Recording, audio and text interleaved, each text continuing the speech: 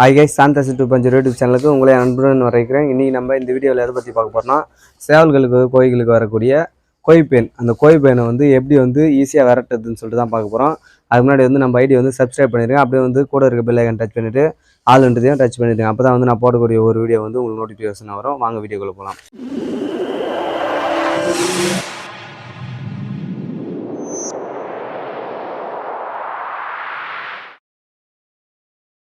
இப்போ ஃபஸ்ட்டு வந்து பார்த்தீங்கன்னா இந்த கோய்ப்பேன் வந்து நம்ம எப்படி வரட்டணும்னு பார்த்தீங்கன்னாக்கா நம்ம வந்து இந்த கோய்ப்பேன் எப்படி உற்பத்தி ஆகுதுன்னு பார்த்தீங்கன்னா நம்ம வெளியிருந்து சேவலுங்க எடுத்துன்னு வரப்போ புதுசாக அதில் 1-2 இருந்துச்சுன்னா அப்படியே வந்து பரவி அதிகமாகிடும். அப்படி இல்லைனா பொட்டை கோயிங்க வந்து அயத்தில் வைக்க சொல்ல சரியாக தேவனை வந்து சரியாக சாப்பிடாமல் அப்படி வீக் ஆயிடுச்சுன்னா அதுங்களுக்கு வந்து கோய்ப்பேன் உற்பத்தி ஆகிடும். இந்த மாதிரி டைப்பில் வந்து கோய்ப்பேனுங்க வரும். இப்போ இந்த கோய்ப்பேனால் வந்து நிறைய பிரச்சனை. இப்போ சேவலுக்கு வந்து ஏதோ நோய் வந்தால் கூட அந்த சேவல் செத்து போயிடுச்சுன்னா அதுலேருந்து அந்த அந்த கோய்ப்பேன் வந்து வேறு கோய் மேலே உட்காந்துச்சுன்னா அதை கட்டிச்சுன்னா அதுக்கு அப்படியே வர ஆரம்பிச்சிடும். இப்போ சேவலுக்கு வந்து ஒரு சேவலுக்கு வெள்ளாமா போட்டுறானாக்கா அந்த வெள்ளாமா அந்த சேவல்லேருந்து அந்த கூண்டில் வேறு சேவல் அந்த எடுத்துகிட்டு வேறு சேவல் போட்டோன்னா அதில் இருக்கிற கோய்ப்பேன் வந்து அந்த சேவல் கடிச்சிச்சுன்னா அப்படியே வந்து இந்த வெள்ளாமை வந்து அப்படியே பரவும். இந்த மாதிரி வந்து ஒவ்வொரு நோய் வந்து இந்த கோய்ப்பேனால் தான் வந்து இந்த கூண்டுலேருந்து பக்கத்து கூண்டில் போய் அந்த சேவல் கடிச்சிச்சுன்னா அதுக்கு வந்துடும். அந்த கூண்டில் இது கடிச்சிச்சுன்னா சளி கூட வந்து இது மூலிமா பரவதுக்கு வந்து நிறைய வந்து வாய்ப்பு இருக்குது. அதில் வந்து கூண்டை வந்து சுத்தமாக வச்சு அதேமாதிரி கோய்ப்பேனை வந்து க்ளீனாக வந்து வச்சா தான் வந்து இந்த மாதிரி எல்லாம் ஃபால்ட் வராது. ஓகே, ஃபஸ்ட்டு வந்து என்ன பண்ணால் வந்து இந்த கோய்ப்பேன் வரலான்னு பார்த்தீங்கன்னா ஃபஸ்ட்டு வந்து கூண்டை வந்து க்ளீனாக வந்து பெருக்கிடுங்க. பெருக்கி சுத்தமாக வந்து வாரி போட்டுருங்க. பாத்ரூம் என்னென்ன இருக்குது எல்லாம் க்ளீன் பண்ணி வாரி போட்டுருங்க.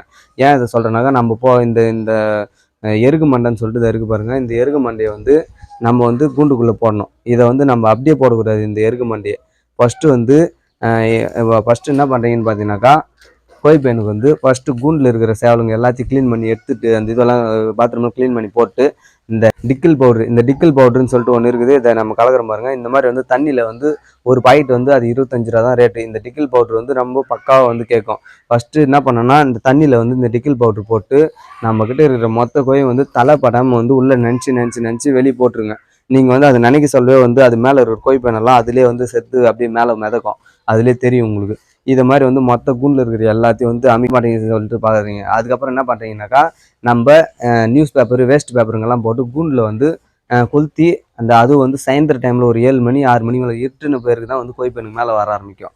அந்த டைமில் வந்து கூண்டில் மொத்தம் கொளுத்தி போட்டுருங்க. மொத்தம் இருக்கிறதெல்லாம் 1-2 செத்துட்டு அதுக்கப்புறம் என்ன பண்ணுறீங்கன்னா மறுநாள் காலையில் இந்த மாதிரி வந்து எருகு மண்டை பார்த்துருப்பீங்க நிறைய பேர் எல்லாரும். இந்த எருகு மண்டையை எடுத்துக்கின்னு பின்னாடி வந்து நல்லெண்ணெய், நம்ம விளக்கெண்ணெய்னு சொல்கிறாங்க நல்லெண்ணெய், அந்த நல்லெண்ணெய் வந்து பின்னாடி சைடில் வந்து ஃபுல்லாக தடவிட்டு மொத்தத்துக்கும் தடவிட்டு மொத்த கூண்டுலையும் இந்த மாதிரி எருகு மண்டையை எடுத்து எண்ணெய் தடவிட்டு மொத்த கூண்டுலையும் போட்டுருங்க. போட்டிங்கனாக்கா இப்போ நீங்கள் இப்போ ஃபஸ்ட்டு வந்து டிக்கிள் பவுட்ரு போட்டு சேவல் எல்லாம் மொத்தம் நினச்சி போட்டிங்க உடம்புல இருக்கிறதெல்லாம் போயிடும். அப்புறம் உள்ளே வந்து கொளுத்திட்டோம் 1-2 இருக்கிறது போயிடும். அதுக்கப்புறமாட்டா தான் மிச்சம் இருக்கிற 1-2 வந்து இந்த இலையை போட்டோன்னா இது பின்னாடி வந்து நீங்கள் விளக்கெண்ணெய் தடவினா இது வாசனைக்கே வந்து அதுங்க பாட்டு நேராக வந்து இதில் பின்னாடி வந்து ஏறிடும். இதில் ஏறிச்சிட்டானாக்கா அதுக்கப்புறமாட்டா அந்த ஏறிட்டு பேருக்கு மொத்தம் வந்து இதில் வந்து ஏறிக்கினா அதனால் வெளியே போக முடியாது, செத்துரும். ஒன்று அப்படியே மாட்டிக்கின்னு இருக்கும். அந்த மாதிரி வந்து ஒரு 2 நாளைக்கு காலைல போட்டோன்னா சாயந்தரம் காலைல போட்டோன்னா சாயந்தரமாக எடுத்துருங்க கூண்டுலேருந்து. அந்த மாதிரி வந்து எடுத்துன்னு போயிட்டு எங்கன்னா வெளியே போட்டுருங்க, இல்லை நோண்டி போச்சுருங்க, இல்லை கொளுத்திட்டு அடுப்பில் இல்லை எங்கன்னா ஒரு இடத்துல கொளுத்தி விடுவாங்க. இந்த மாதிரி பண்ணிட்டீங்கன்னாக்கா ஒரே கோய்ப்பேன் இருக்காரு, மொத்த கோய்ப்பேனுமே வந்து ஒழிஞ்சிட்டு சேவல் கூண்டு வந்து க்ளீன் ஆகிடும். அதேமாதிரி நம்ம சேவல் போய் கையிலெல்லாம் பிடிக்க சொல்லக்கூட நம்ம மேலே ஏறிச்சுன்னா சிலன்னு இருக்கும். அதேமாதிரி கோயிங்க கூட கலர்னே இருக்கும். அது கலரிக்கார அந்த புண்ணு வர வச்சிடும் சேவலுங்களே அது நோண்டுறதுனால. அதனால வந்து கோய்ப்பேன் வந்து க்ளீனாக வச்சுங்க கூண்டை. அதேமாதிரி இந்த மாதிரி பண்ணிங்கன்னா கோய்ப்பேன் எல்லாம் போயிடும். ஓகே ஃப்ரெண்ட்ஸ், இந்த வீடியோ உங்களுக்கு பிடிச்சிருந்தா உங்கள் ஃப்ரெண்ட்ஸுக்கு ஷேர் பண்ணுங்கள். அதேமாதிரி நெக்ஸ்ட் நான் வீடியோ போடலாம்னு சொல்லி கமெண்ட் பண்ணுங்கள்.